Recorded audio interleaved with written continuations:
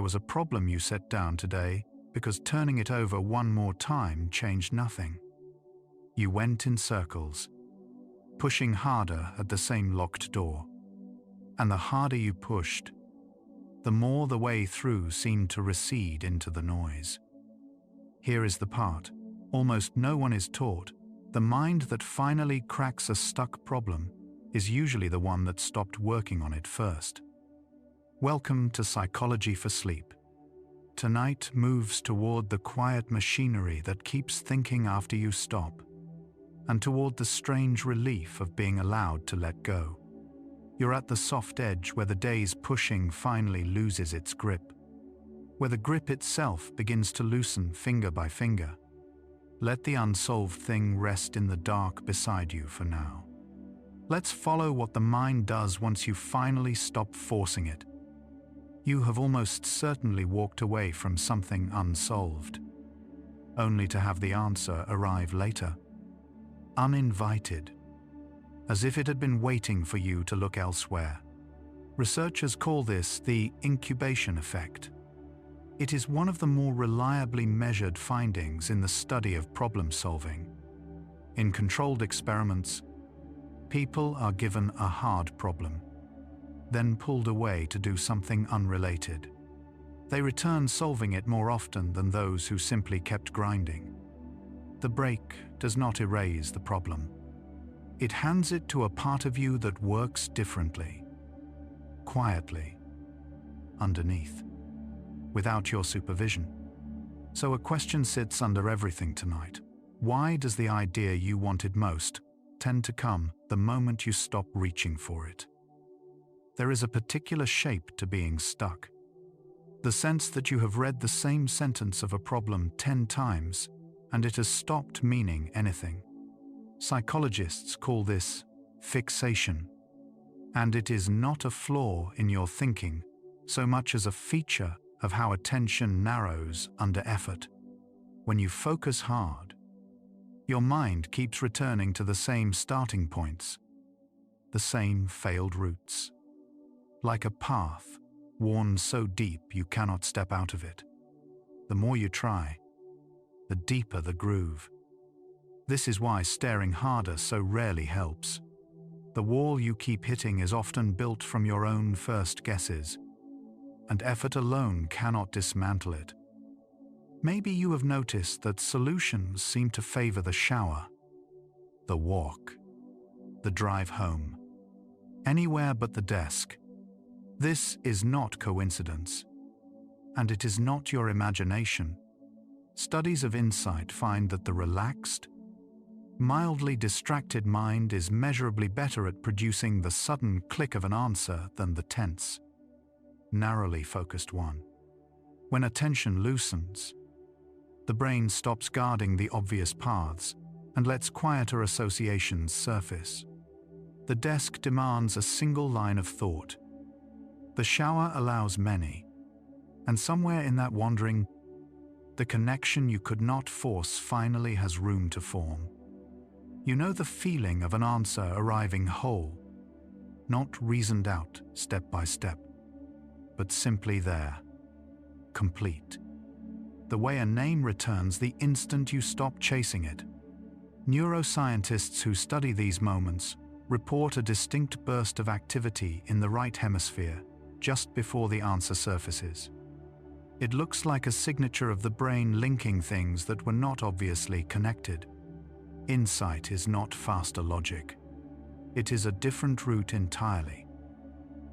One that assembles the pieces below awareness and hands them up only when they fit. You do not watch it happen. You only receive the result, already finished. That absence of a trail is exactly why it feels like a gift rather than an achievement. Consider how often your mind seems busiest precisely when you are doing nothing in particular. Lying down, looking at nothing. You would think the brain idles, yet it does not. A network of regions stays remarkably active during rest, and scientists named it the default mode network because it is the state the brain defaults to whenever the outside world stops making demands.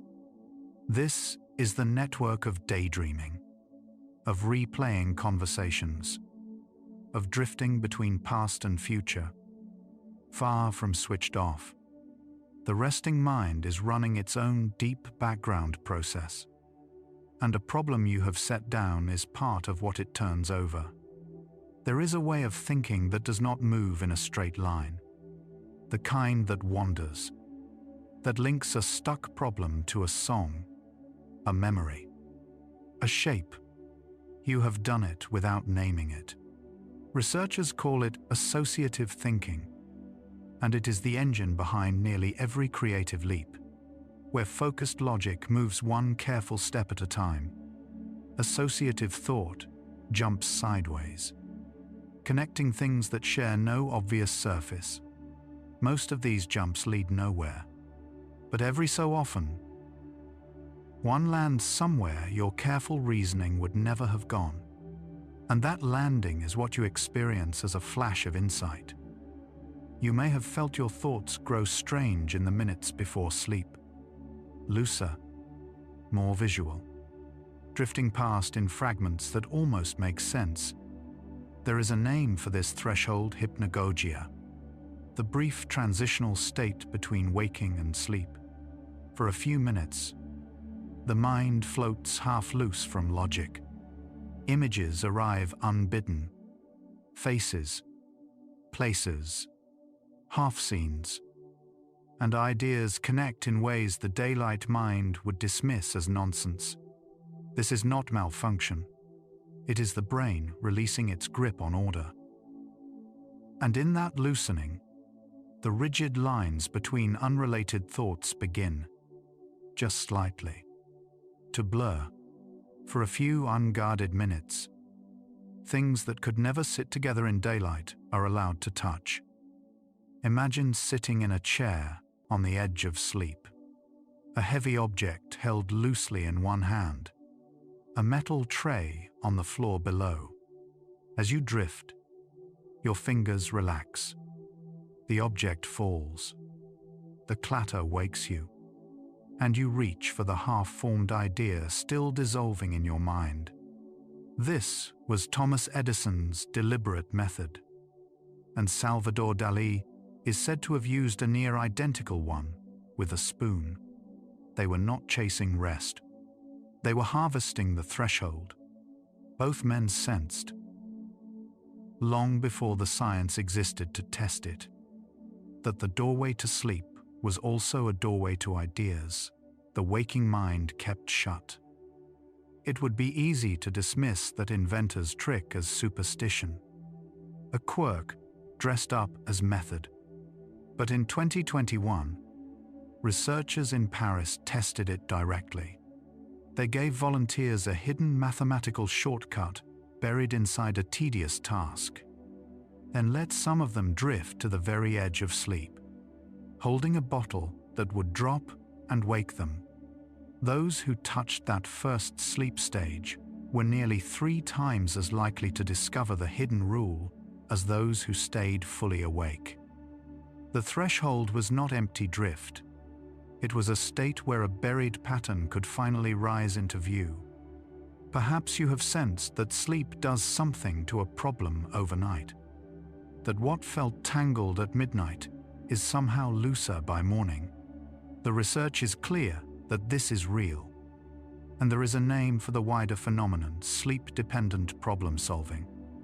Across many studies, a night of sleep after working on a problem improves the odds of solving it the next day, compared with an equal stretch of waking time. Sleep is not a pause in the work.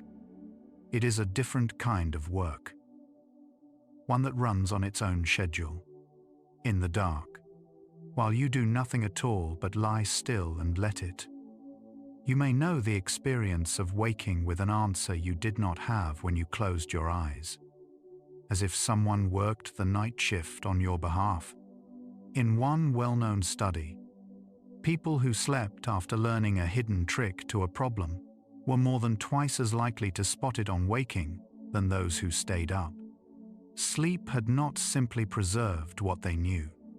It had reorganized it, surfacing a structure that was invisible the evening before.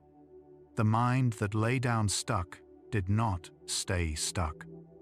Something in the night kept turning the pieces until they slid into place. Think of how memory is not a fixed recording, but something that shifts each time you return to it. During sleep, this becomes its central task. The brain replays the day's experiences, strengthening some connections and quietly pruning others, in a process called memory consolidation. But it does more than file things away. It cross-references, testing how a new memory fits against everything already stored. A problem you carried to bed gets folded into this sorting, compared against patterns you did not know you held. The answer that greets you at dawn was assembled from material you already had, finally placed side by side. There is a strange honesty to the way ideas arrive in dreams, untethered from how things are supposed to work. You have likely had a dream where impossible things connected and somehow felt right. During REM sleep, the stage richest in vivid dreaming, the brain becomes a machine for unlikely associations.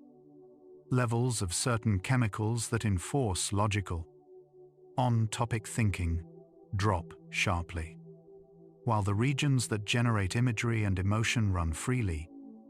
The result is a mind that links the distant and the unrelated without resistance. In that chemical permission, connections your waking judgment would block are finally allowed to form. You might recall solving a word puzzle or a riddle more easily after a nap than before. And that is not a story your memory invented to feel clever. In a 2009 study, participants woke from REM-rich sleep noticeably better at a creative association test, where the goal was to find a single word linking three unrelated ones. Non-REM rest did not produce the same lift, only the dreaming stage did.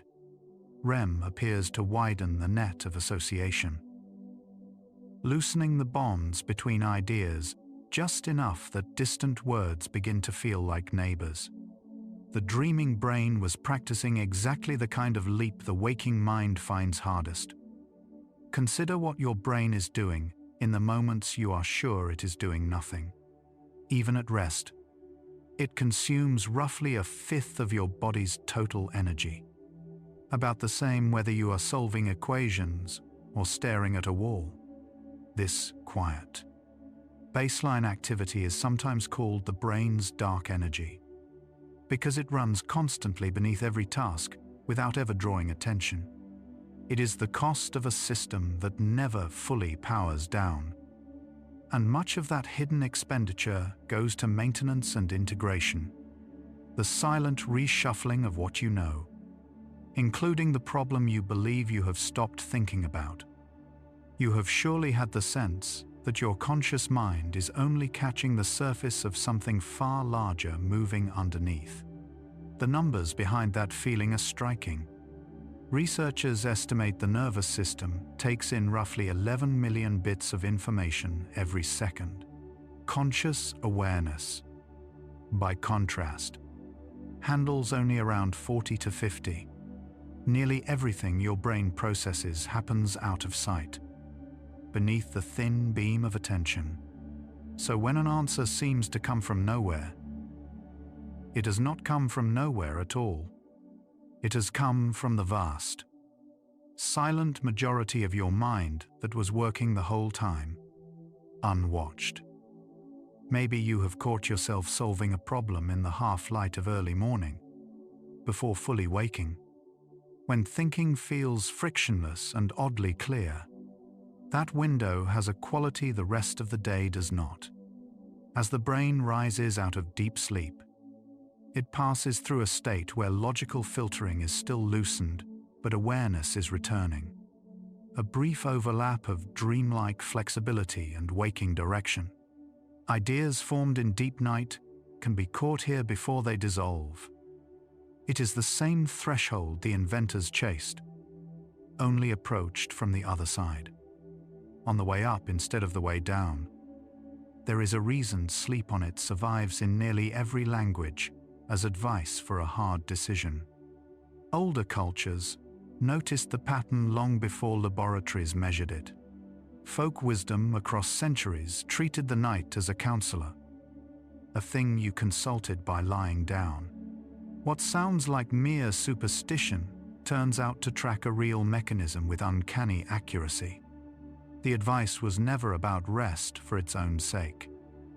It was a quiet recognition that the sleeping mind weighs things the waking mind cannot, and that a choice left overnight often returns clearer, not because you reasoned more, but because something else did. You may have noticed that your most original thinking rarely happens under pressure, but in the slack moments around it, the pause, the wait, the empty afternoon. Psychologists studying creativity find that mind wandering, long treated as a failure of focus, is tightly linked to creative incubation. When the mind drifts, it is not lost. It is sampling widely, drifting across stored experience, brushing against combinations that focused attention would never assemble. The wandering itself is the search. What feels like inattention is often the very process by which a stuck problem keeps quietly being worked, just outside the reach of your noticing. Think of how a problem can feel weighted with frustration one day and strangely neutral the next, even before you solve it. Sleep does this too. Beyond reorganizing information, the night softens the emotional charge attached to it. In a process tied closely to REM, the memory stays, the sting around it fades. And this matters for problem solving, because frustration is itself a kind of fixation. It locks attention onto the wall instead of the opening. By morning, with the heat drained from the problem, the mind can approach it loosely again. Sometimes the obstacle was never the problem. It was how tightly you were holding it. You have likely felt an idea hover just out of reach, present but unspeakable, like a word on the tip of the tongue. That sensation is a clue to how the mind stores far more than it can summon on command.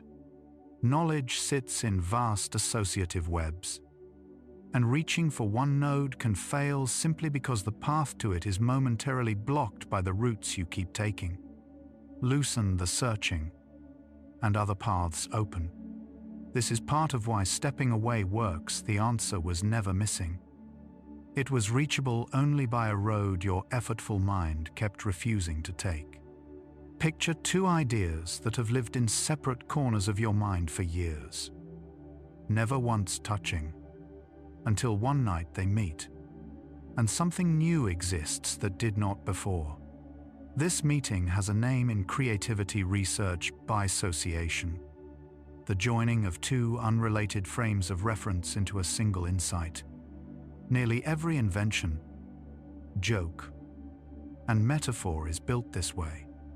The pieces were already inside you, stored apart, waiting. Sleep and rest appear to lower the walls between such separated regions of knowledge, letting distant ideas drift close enough to fuse. The new thing was not created from nothing, it was introduced. You may have sensed that the brain does not store a problem in one place, but scatters it. A piece here, a feeling there, a fragment somewhere else. This turns out to be true, and it explains why solving often requires gathering rather than thinking harder. A single insight can depend on linking memories held in regions that rarely communicate during focused work. Sleep is when much of that long-distance linking happens, as the brain replays and connects across its own geography. The solution was distributed across you all along, What the night does is carry the scattered pieces toward each other until they can finally be read as one. Maybe you have made peace with the idea that some problems simply will not yield to willpower, that no amount of trying forces them open. There is comfort and accuracy in that surrender. The kinds of problems most helped by incubation are precisely the ones where the obvious approach is wrong, where the answer requires abandoning a first assumption you cannot consciously see you are making. Effort deepens the wrong groove. Only stepping back lets a new one form. For these problems, giving up is not defeat. It is the one move that hands the work to the part of you equipped to finish it. Notice what all of this has quietly been pointing toward, that the mind which seems to rest is the mind doing its widest work, and that letting go is not the opposite of solving, but often its hidden first step, the waking. Effortful self is only the narrow tip of something vast. And much of what you call insight is that larger system delivering what it assembled while you were not looking. What remains unanswered is the deeper one. Not only why the idea comes when you stop reaching, but what exactly the dreaming brain is doing in the dark to reach it. That is where the night leads next. That widening you just heard about, the mind reaching across itself toward pieces it stored apart, is already underway behind your closed eyes. With no instruction from you, you set a problem down at the start of tonight. You do not have to pick it back up. The part of you that handles it does not need your hands on it. It works best when they are open. What you haven't heard yet is what happens once the brain crosses fully out of waking.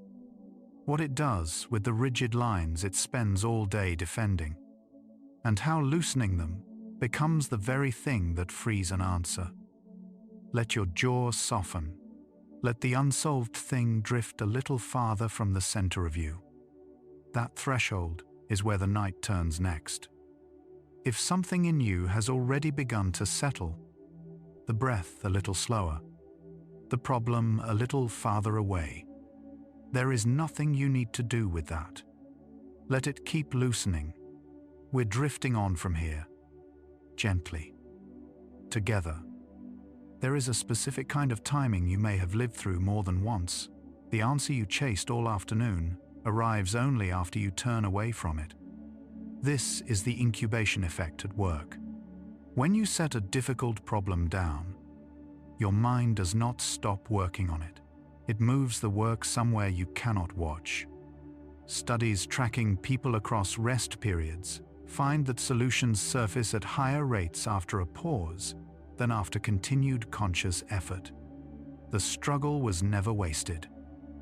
It was loading the problem into a system that does its best work when you are not looking. The same system that takes over the moment your eyes close at night. There is a particular kind of stuck where you have all the pieces and still cannot see how they fit. Cognitive scientists call this functional fixedness. The mind locking on to one way of seeing a thing and refusing the others. During waking focus, attention narrows. It holds the obvious interpretation and suppresses the rest. What sleep appears to do is loosen that grip. As the brain moves into rest, the rigid associations that held you in place begin to soften, and connections that felt forbidden become available. This is why the path you could not find while staring at it often appears once you have stopped. Not from trying harder, but because the lock finally let go. The history of science keeps one famous version of this, though it is best treated as a story rather than a clean experiment. The chemist Auguste Kekulé, who published the ring structure of benzene in 1865, later claimed the idea came to him in a daydream by the fire, a vision of a snake seizing its own tail. He told the tale decades after the fact. and historians still debate how much was true and how much was polish. Yet researchers who study insight return to it because the shape feels right. The waking mind had circled the problem in straight lines. A looser, half-asleep mind offered an image, a loop, and the loop was the answer. Think of the times a solution arrived not as words but as a picture, a feeling, an almost physical sense of fit. There is a reason for that texture. As the brain settles toward sleep, it shifts away from the verbal, sequential processing that governs waking thought and towards something more associative and image-based. The language centers quiet. The networks that link distant ideas grow more active. In this state, the mind is no longer arguing a problem step by step. It is letting it settle into shape. What feels like a dream offering you a riddle is often the brain working in its native tongue, the one it speaks when the daytime translator has finally gone quiet. You know the difference between a problem you can grind through and one that simply will not yield to grinding. Scientists draw the same line. Some problems are solved by analysis. Careful, conscious, one step after another. Others are solved only by insight. The sudden reorganization that cannot be forced. Brain imaging studies have found that insight solutions are preceded by a distinct burst of activity in the right hemisphere, the side more involved in loose, distant associations. Effort alone does not produce that burst. A relaxed, defocused mind does.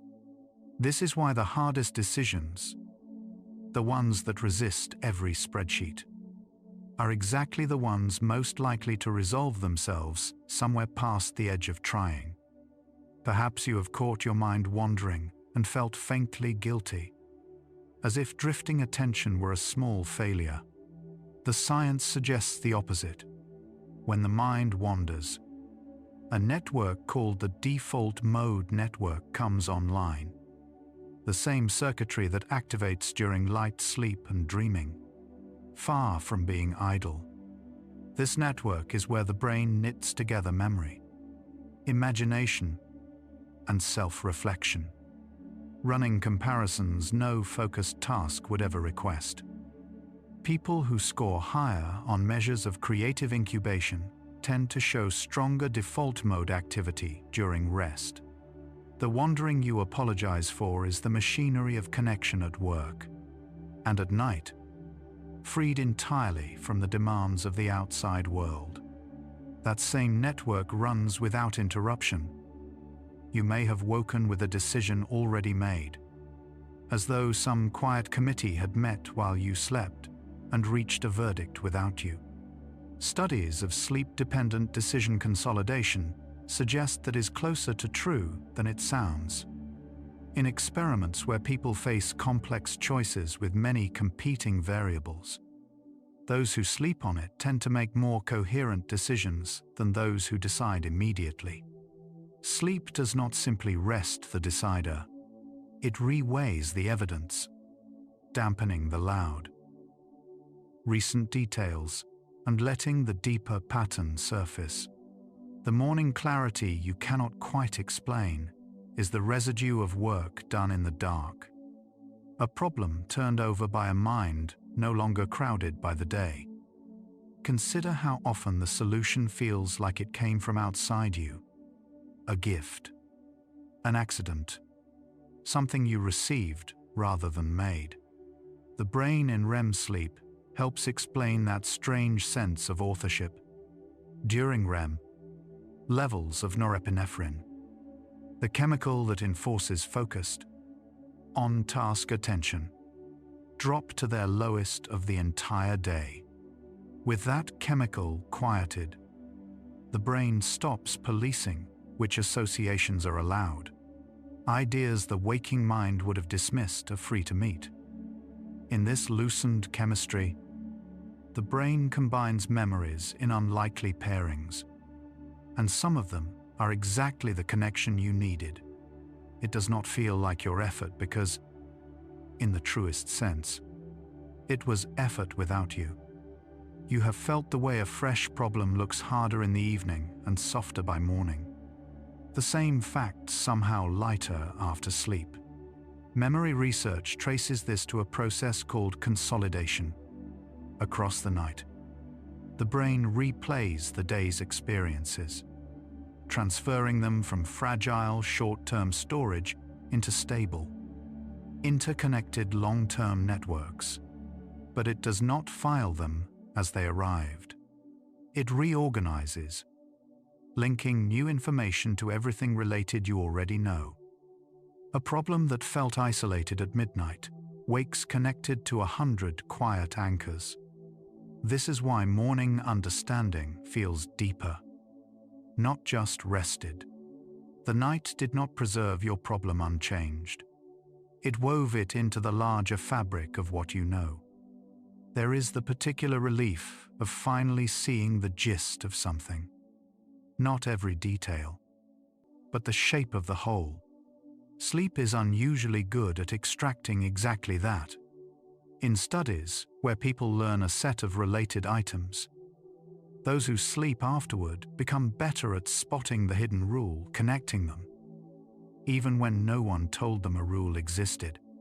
The brain, during sleep, abstracts.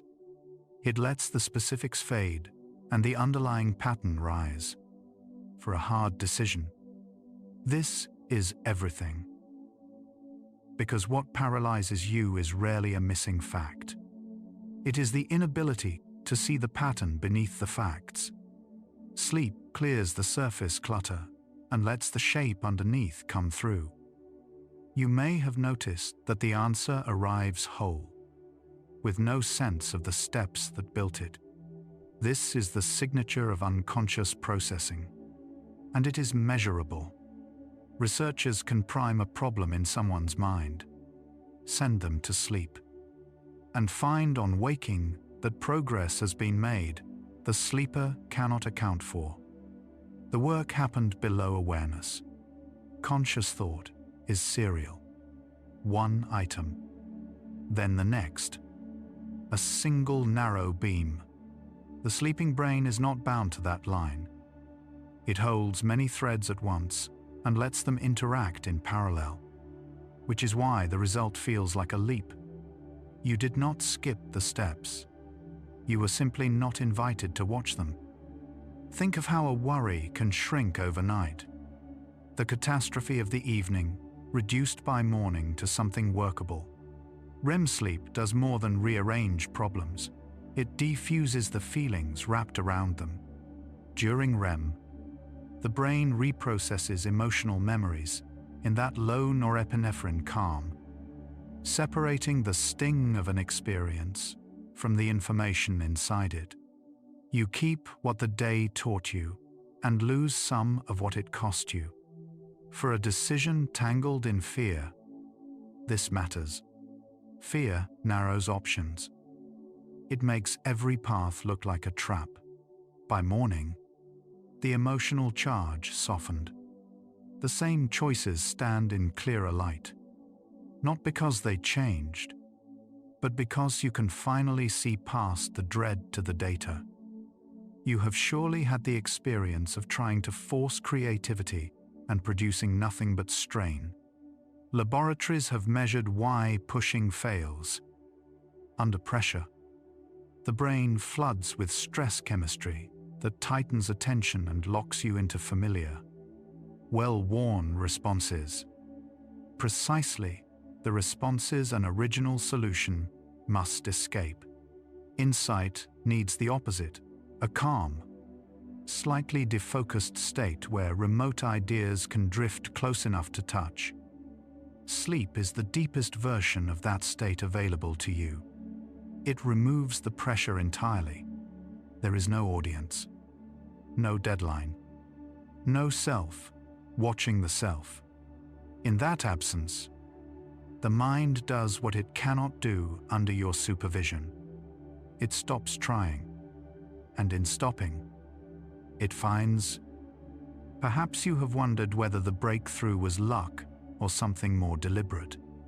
Sleep researchers studying targeted memory reactivation have begun to blur that line. By replaying a faint cue, a sound or scent linked to a problem, while a person sleeps, scientists can nudge the sleeping brain to revisit that specific problem. And people so cued tend to solve it at higher rates on waking. The implication is quiet and profound. The incubating mind is not random. It is selectively returning to what mattered most, working it in the dark, biased toward the very thing you could not let go of before you slept. The breakthrough was waiting. Sleep was simply where you finally met it. And so the question you carried in starts to turn in your hands. You came wondering why the brilliant idea arrives right after you surrender. And the night has been answering. Not with one cause, but with a chorus, the lock that loosens, the chemistry that quiets, the pattern that rises, the fear that thins. What looked like giving up was never an ending. It was a handoff. The moment narrow, daylight thinking past the problem to a wider, quieter system that had been waiting all along. The surrender was not failure. It was the price of admission to a kind of work you cannot do awake. The rest of the night is where that work goes deeper. Something has loosened in the last little while. You can feel it in the way the problem you walked in with no longer presses quite so hard against the front of your mind. That is exactly as it should be. The stuck feeling, the one that brought you here, does its best dissolving when you stop holding it so tightly.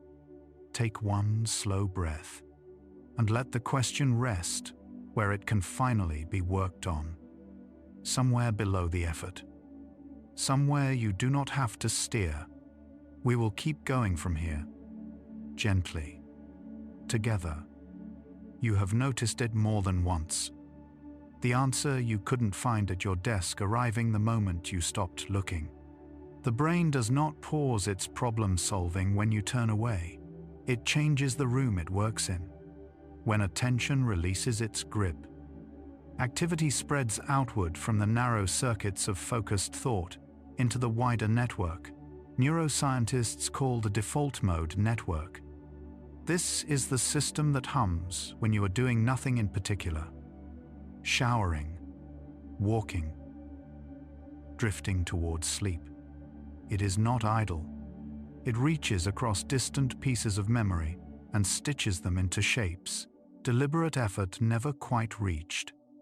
The stuck feeling was real, but so was the work continuing where you weren't watching. Think of how often the breakthrough comes not in the struggle, but in the quiet that follows it. Researchers studying incubation have found that stepping away from a hard problem reliably improves the odds of solving it.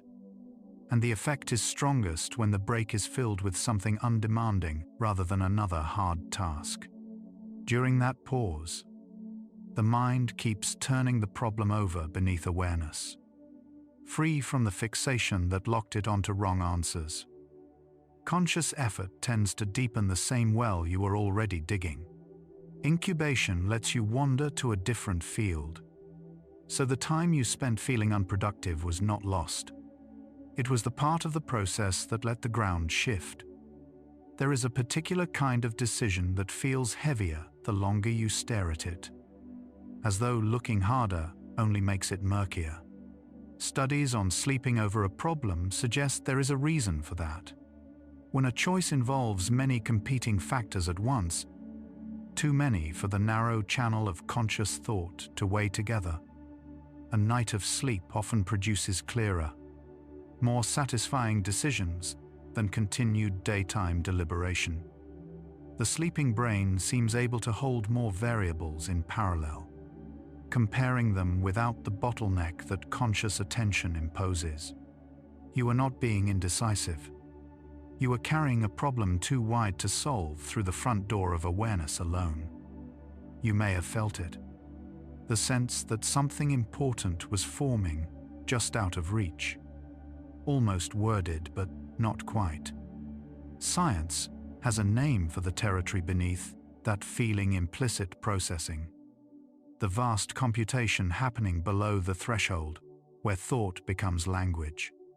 By some careful estimates, the senses deliver around 11 million bits of information to the brain each second, while conscious awareness handles only a few dozen.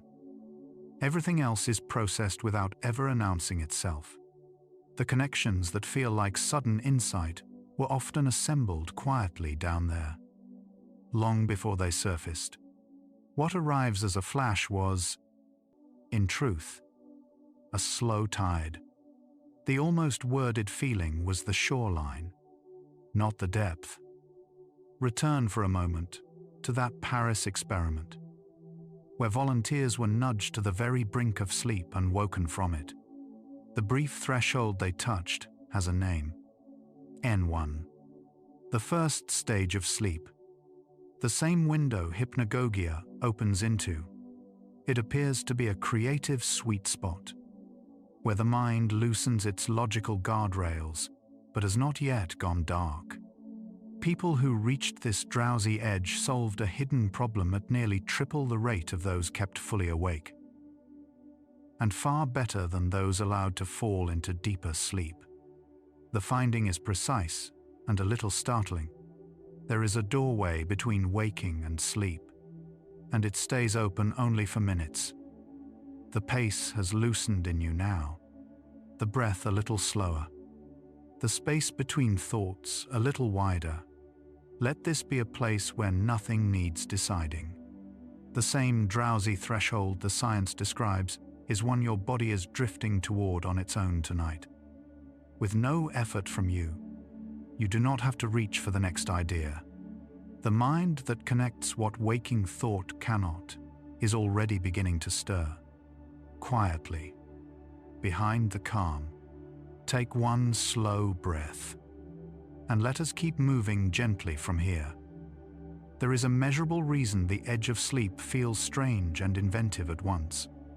As you slip toward it, levels of the neurochemicals that enforce focused, linear thinking begin to fall, and the brain's associations grow looser, more willing to link ideas that waking logic keeps apart. The same chemical loosening that lets a dream begin is what lets two distant thoughts finally touch. Researchers who study this transition describe a window where the mind is flexible enough to make unlikely connections, but still close enough to waking to catch them. This is not malfunction. It is a brief, specific mode of thinking, and it arrives every night whether or not you use it. You know the feeling of revisiting a problem in the morning and finding it somehow smaller, more workable, as if it had been quietly rearranged in the dark. Sleep research suggests it nearly was. During the night, the brain replays the day's experiences and reorganizes them, strengthening some links and pruning others, extracting the hidden rule beneath a pile of separate facts. People who sleep after learning a set of related items become more likely to grasp the underlying pattern connecting them, a structure they could not see while awake. The morning clarity was not your imagination. The night had been sorting, comparing, distilling, doing the very work you had set down. There is a reason the most useful ideas so often feel like they arrive uninvited, after you have given up forcing them. The dreaming brain, especially in REM sleep, runs on a chemistry tilted away from rigid logic and toward wide, surprising association. In this state it favors weak, distant connections over the obvious strong ones, pairing memories that daytime reasoning would never file together. This is thought to be why dreams feel both nonsensical and oddly meaningful, and why waking from them sometimes hands you a solution sideways. The brilliant idea that came after you stopped trying was not a reward for surrender. It was what the mind does best precisely when you finally let it off the leash. So the question we have been circling begins to settle into shape. The answer arrives right after you give up, not because the giving up earned it, but because giving up was the condition the deeper mind was waiting for. As long as conscious effort held the floor, the brain stayed locked in the corridor of what you already knew. The instant that grip released, in a nap, a walk, the slow fall toward sleep, a wider system took over. One that processes in parallel what awareness can only handle in single file. The stuck feeling and the breakthrough were never opposites. One was simply the doorway the other walks through. The moment you stop blocking it. What just surfaced? That the breakthrough was waiting on your grip to loosen, not on you to push harder. Maybe sitting somewhere in your body right now, in the place that still feels it has to earn the right to stop. You may be carrying that very tension as you lie here, the quiet belief that letting go is the same as falling behind. Notice where that holding lives. Maybe the jaw, maybe the chest, maybe the hands. You do not have to release it on command. Just let it be loosened rather than solved. The way the looser mind loosens a problem. The rest of tonight follows what happens when the trying finally stops. And the part of you that connects what effort cannot is left to do its quiet work. Let one breath go long. We move on softly from here. You may have noticed that your best ideas rarely come while you are staring at the problem. They come in the shower, on a walk, in the drowsy minutes before sleep. Researchers studying creative cognition call this the incubation advantage. And it is not luck. When you stop directing attention at a problem, the brain does not stop working on it. It shifts the work to a slower, wider network beneath awareness. The focused mind is a narrow flashlight. The resting mind is a room with the lights gently up. What looked like giving up was the brain changing tools. From gripping to connecting. There is a reason the answer often feels like it came from somewhere else, not from you. During focused effort, the brain leans on its executive control network, the part that holds one goal and blocks distractions. But that same blocking quietly walls off the distant, unexpected associations a hard problem usually needs. When you release the goal, control loosens, and the default mode network rises. The system active when the mind wanders inward. It scans across memories and ideas that the focused mind had ruled out as irrelevant. The solution feels foreign because it was assembled in a part of you that does not announce itself. Think of how often the missing piece turns out to be something you already knew, just filed somewhere you were not looking. Cognitive scientists describe creative insight as remote association, linking two ideas that sit far apart in memory. Studies using word association puzzles show that people solve more of them after a break, and especially after sleep, than when they push straight through. The break does not add new information. It lowers the walls between stored pieces. So connections that were too distant to reach while concentrating suddenly fall within range. The answer was always inside you. Rest simply shortened the distance to it. You have felt the difference between forcing a word to the tip of your tongue and letting it surface on its own. The forcing rarely works. The letting go often does. The brain mirrors this exactly. Under pressure, the locus coeruleus floods the cortex with norepinephrine, sharpening focus but narrowing the field of search. As you relax towards sleep, that chemical signal fades, and the network loosens into a more exploratory state. The same mechanism that helps you concentrate is the one that hides the wider answer. Stepping back is not weakness. It is removing the very chemistry that was keeping the solution out of reach. Consider how a problem can feel completely different after a single night of sleep, even though nothing outside you changed. In a well-known study, people learning a hidden mathematical shortcut were more than twice as likely to discover it after sleeping than after the same hours awake. Sleep did not hand them the rule. It reorganized what they had already practiced, surfacing a pattern that effort alone had kept buried. While they slept, the brain replayed the task and quietly restructured it. You wake with a clarity you did not earn through more trying, only through stepping out of your own way. You know the strange certainty of waking up already knowing what to do, before you have consciously reasoned it through. This is the fingerprint of memory replay. During deep sleep, the hippocampus reactivates the day's experiences at high speed, sending them to the cortex to be woven into what you already understand. The problem you carried to bed is run again and again, threaded against older knowledge. By morning, it has been refiled, not as a fresh worry, but as part of a larger pattern. The decision feels obvious because, overnight, your brain made it part of who you already are. There is a particular relief in realizing you do not have to hold every piece of a problem in mind at once. Working memory is famously small, only a handful of items at a time. A complex decision usually has far more moving parts than that, which is exactly why staring at it feels like trying to grip water. Incubation sidesteps the bottleneck entirely. The unconscious processing that runs during rest is not limited to a few slots.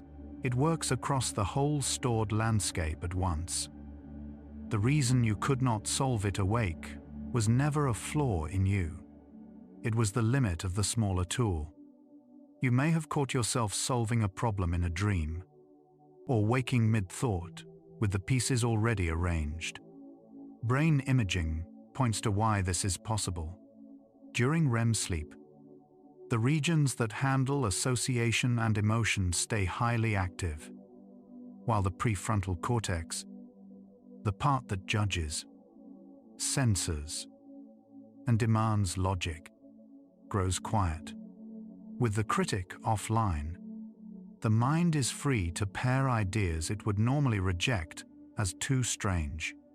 Many of those pairings are useless, but a few are exactly the leap the waking mind refused to take. The dreaming brain dares the combination you were too sensible to try. Think about how the answer, when it finally comes, often arrives as a feeling before it arrives as words. That order is not accidental. The brain often registers a solution emotionally before it can articulate it. A quiet sense of rightness that precedes the explanation. Studies of insight describe a burst of activity in the brain's reward and recognition circuits, a fraction of a second before people can say what they have grasped. The body knows first. That hunch you cannot yet justify is not noise. It is the connection completing underneath language, still on its way up to where you can speak it. You have probably had the experience of a problem dissolving not because you found the answer, but because you finally asked it differently. The incubating mind is unusually good at this kind of reframing. Freed from the single track that focused attention locks you into, it tries the question from angles your waking mind dismissed. Research on impasse shows that breaks help most precisely when you are stuck on a wrong assumption. The pause lets that assumption quietly drop. You return not with a harder push against the same wall, but standing somewhere the wall was never in the way. there is a reason people known for sudden insight often guarded their drowsy, in-between hours. Modern labs have studied what those hours offer. Around the threshold of sleep, the brain becomes loose enough to associate freely, but has not yet gone fully under. It is a narrow, flotilla band, long enough to let unlikely ideas meet, short enough that you can still surface with them. This is the same hypnagogic window the night carries you through every time you fall asleep. You do not need any trick to find it. Your body opens it on its own. Tonight, as you drift, you know the difference between a thought you chase and a thought that simply appears. Spontaneous thought, the kind that surfaces unbidden, turns out to be where much of our problem-solving quietly happens. When the brain is not occupied with a demanding task, it does not idle. It drifts through unfinished business, returning again and again to whatever matters most, including the problem you set down.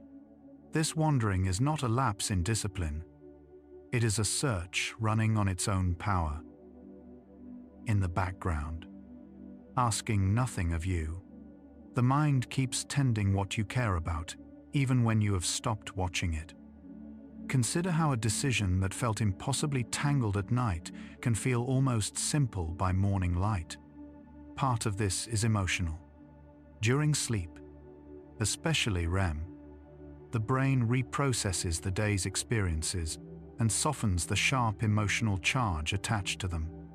The problem is still there, but the panic around it has been turned down, and a calmer brain is a more flexible one. Fear narrows thinking, while ease widens it. So you wake not only with reorganized facts, but with a steadier nervous system to hold them. The decision did not get smaller. You got roomier. You may have sensed that the harder you want an answer, the more it hides. And the moment you accept not having it, it appears. This is not irony, it is mechanism. Wanting it badly keeps the stress response engaged, and stress hormones bias the brain toward familiar, well-worn responses. Exactly the ones that have already failed you. Letting go lowers that arousal, and the lowered state opens the door to novel paths. The relief of giving up is not resignation. It is the precise physiological shift that makes the new connection finally possible. So the question we began with has quietly turned. We started by asking why the answer arrives right after you give up, as if surrender were the strange ingredient. But giving up is not when the brain abandons the problem. It is when the brain is finally allowed to work the way it works best, wide, unhurried, connecting across everything you know rather than gripping one corner of it. And notice the shift. This is not passive waiting. Setting the problem down on purpose is itself the move. The pause you mistook for failure was the brain switching into its deepest mode of search. You have felt how a fresh association can arrive fully formed, as though the pieces were waiting and only needed the right moment to lock together. Memory researchers have found a way to nudge this on purpose. By replaying a faint sound or scent linked to a problem while a person sleeps, they can strengthen exactly those memories overnight. A technique called targeted memory reactivation. People cued this way tend to wake with better recall and more creative solutions to the cued problem. Your sleeping brain is not a closed room. It can be gently pointed toward what you most want it to solve. Think of how a long, slow walk can loosen a knot that hours at the desk could not. Movement and mild distraction seem to free the mind in a similar way to drowsiness. When attention is lightly occupied, walking, washing dishes, watching rain, the executive network relaxes its grip. without the mind going fully blank. That half-occupied state is fertile ground for the background search to surface its findings. This is why so many breakthroughs are remembered as happening in motion. The body was busy enough to quiet the inner critic and free enough to let the answer rise. You may notice that the solutions you trust most are the ones that feel as if they fit, not the ones you argued yourself into.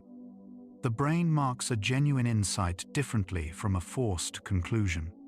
True insight tends to arrive whole and sudden, accompanied by that quiet click of certainty, while effortful answers come in pieces and often need defending. Imaging studies link real insight to a sudden burst of high-frequency activity in the right hemisphere, the side better at seeing the broad shape of things. That sense of fit is the brain recognizing a pattern it assembled while you were not looking. Consider how rarely the answer, once it comes, surprises you with brand new facts. More often, it surprises you with a new arrangement of what you already had.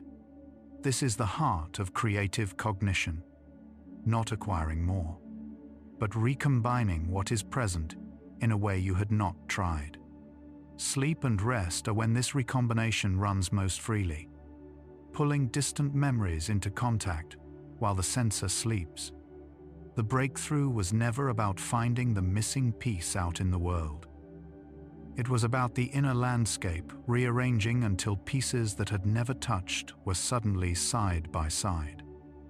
You have probably trusted a quiet hunch and been right without knowing why. Intuition, long dismissed as vague, is now understood as rapid pattern recognition, drawing on knowledge you cannot consciously retrieve. The incubating brain feeds this directly. As it reorganizes experience during rest, it sharpens the patterns intuition relies on, so that the next time you face the problem, the right move simply feels right.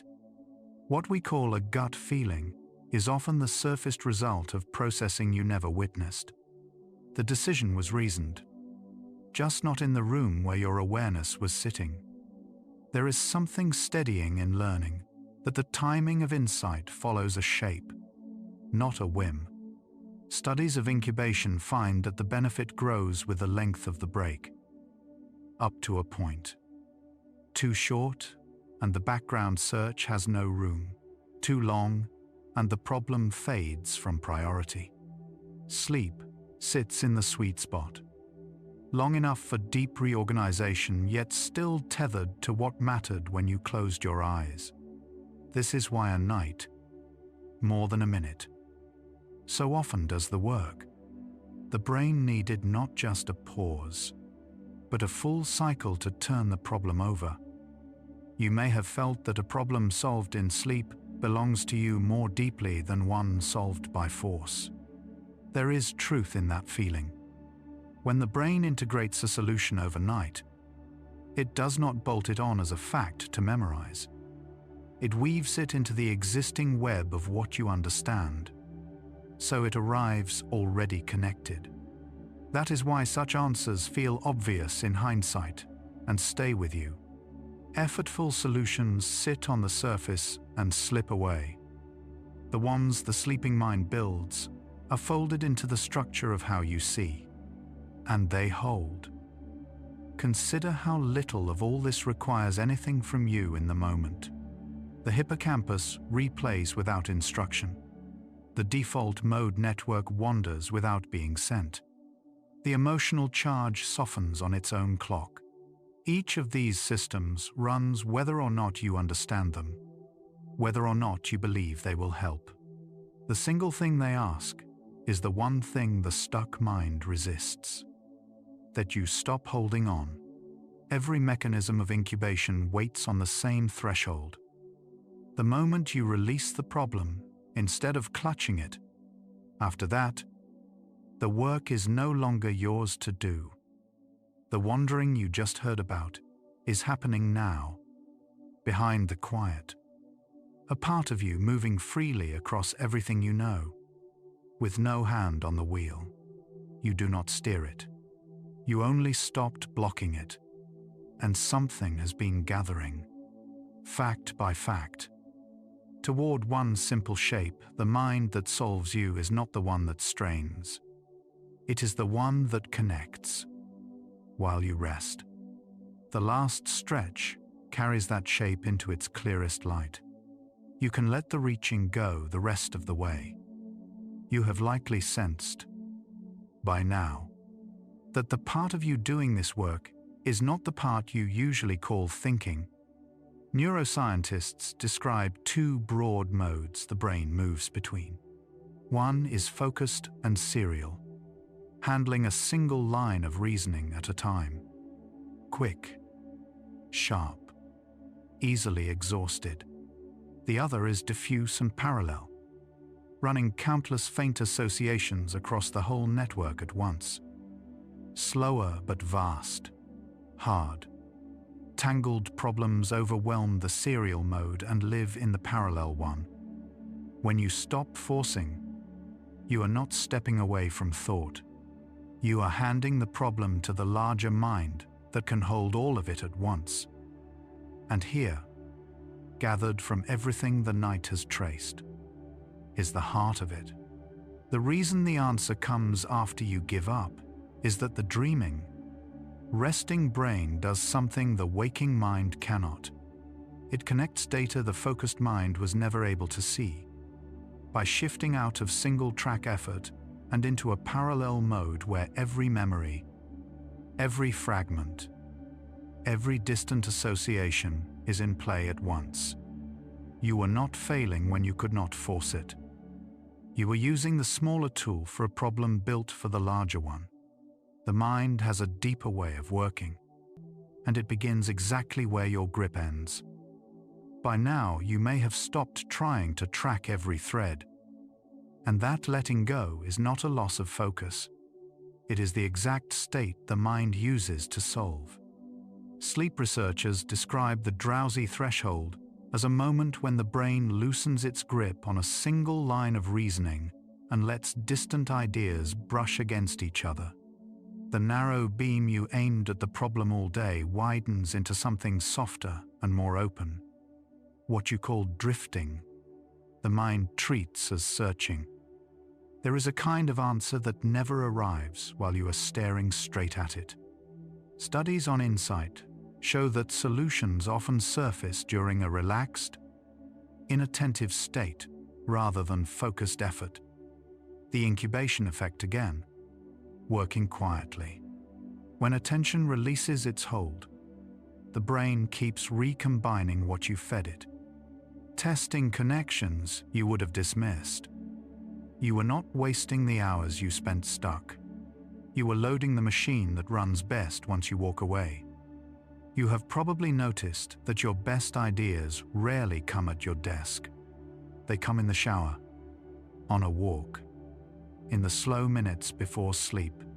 Researchers link this to the default mode network, the circuit that switches on when the outer task fades and the mind turns inward. In that mode, far apart memories and fragments begin to find each other. The answer was not hiding from you. It was waiting for you to stop guarding the door. Think of how a single image in a dream can hold many meanings at once, none of them forced. During sleep, the brain relaxes the rules that keep waking thought literal and orderly. Associations that seem unrelated by day are allowed to overlap, and meaning forms in layers instead of lines. This is why a problem that felt flat and stuck can return at dawn with a new shape. The mind did not work harder, it worked wider. That moment when an answer feels obvious in hindsight, as if it had been there all along, has a quiet mechanism behind it. The sleeping brain rehearses and reorganizes the day's material, strengthening the links that matter and loosening the ones that don't. By morning, the pieces sit in a different arrangement than the one you fell asleep with. Nothing new was added. What changed was the order, and the order was the answer. You can let the problem go now, the way you would set down something you have carried too long. Sleep does not abandon the question when you do. It takes it deeper, into stages where the brain replays experience without the pressure of solving it on command, free from your effort. It follows threads you could never hold all at once. The thinking continues in the dark, gentle and unhurried, asking nothing of you. There is relief in learning that the mind keeps moving even when you stop pushing it. Sleep is not a pause in your problem solving. It is one of its most active phases, a time when the brain consolidates and recombines without your supervision. The exhaustion of forcing an answer was real, and so is the rest that follows. You are allowed to hand the work to the part of you that never needed instructions. Many people who shaped great ideas trusted this exact handoff. Edison would doze in a chair holding metal balls, catching the answers that surfaced as he slipped under. Dali, it is said, did the same with a key and a plate. They were not chasing magic. They were using the hypnagogic edge, that soft border before sleep where the mind speaks more freely. You stand at the same edge tonight, and it offers you the same quiet gift. You have felt how a decision can look impossible at night and clear by morning, with nothing in the world having changed. The change was inside, in the way sleep reweights what matters. Overnight, the brain dampens the emotional charge that made the choice feel so heavy and sharpens the patterns underneath. The fear that blurred everything softens. What remains is the shape of the thing itself, finally visible. Notice how the answers that come in sleep rarely arrive as words. They come as a feeling of rightness, a sense of fit, before you can explain why. This is the older language the brain uses below thought. Pattern before sentence. Knowing before naming. The dreaming mind hands you a conclusion and lets the reasons catch up later. You can trust that quiet certainty. It was built from everything you already know. The problem that felt like a wall by day can feel like an open field by morning. And the difference is not effort. It is perspective. The kind the sleeping brain assembles while you rest. Released from the single narrow view you held all evening. The mind drifts above the whole landscape and sees how the parts connect. You did not climb the wall. Sleep simply showed you it was never as tall as it looked. You can stop bracing against the unknown now. The mind does some of its finest work in exactly the place you cannot watch it happen. In deep sleep, the brain prunes the noise and keeps the signal, quietly deciding what was worth carrying forward. By the time you wake, much of the clutter is gone. What feels like clarity is really everything unnecessary, having been gently set down while you slept. There is a softness that comes when you realize you do not have to solve it tonight. The answer is not late. It is forming, in the slow associative drift that sleep allows, where the brain links what the day kept apart. You have given it everything it needs. The question, the pieces, the long hours of attention. Now your only task is to rest and let the connections find their own way home. You may sense the problem growing lighter, less like a weight and more like a question that can wait. Sleep changes our relationship to what troubles us, lowering the stress signals that kept the mind clenched around it. As the body settles, the grip loosens from the inside. The thing you could not put down all day begins to rest in your open hands. It was never asking to be held so tightly. And here is what all of this has been quietly saying. The reason an answer arrives the moment you give up is not luck. And it was never that you finally tried hard enough. It is that giving up frees the brain to do the one thing focused effort blocks. To drift sideways across everything you know at once. Connecting what the daytime mind could never line up. The reaching was the obstacle. The letting go was the method all along. You can feel. Now, how surrender and insight are not opposites. The mind that releases the problem is the mind that finally solves it. Because release is what opens the wider search. Every night. The brain does this without being asked. Weaving the loose ends of the day into something whole. You have spent your life thinking effort was the engine. Tonight you can rest, knowing the engine runs best when you step away from it. There is a particular peace in trusting a process you cannot control. You do not steer the dream. You do not direct which memories meet which, or what new shape they make by morning. And still it works. Night after night. Building answers in the dark. The decision waiting for you is already being turned over by hands gentler and wiser than your tired ones. You are allowed to let them work while you sleep. Feel how the urgency has thinned out. The way evening light fades without anyone dimming it. The brain that once raced toward the answer is slowing into the rhythm where real solving happens. There is nothing left to chase. The problem is no longer something you carry forward, but something you set into the current of sleep, where it drifts toward an answer on its own. You can simply float beside it. You may notice the question has stopped feeling like a threat. The mind, as it sinks toward sleep, stops treating the unsolved as danger and starts treating it as material. What felt like pressure becomes possibility. The same problem that kept you awake is now a quiet seed, planted in the soil of a brain that grows answers while you rest. You do not have to water it. You only have to let it lie in the dark. There is a deep comfort in knowing the work continues without you. As your awareness fades, the brain does not go silent. It goes inward, sorting and joining and quietly resolving. The version of you that wakes will know something the version falling asleep does not. You are not losing the problem in sleep. You are handing it to the only part of you patient enough to solve it gently, in its own slow time. You can let go of the need to understand how it works. The morning's clarity does not require your belief, only your rest. Every answer that ever arrived after a night's sleep came to someone who simply stopped and trusted, and let the dark do its quiet weaving.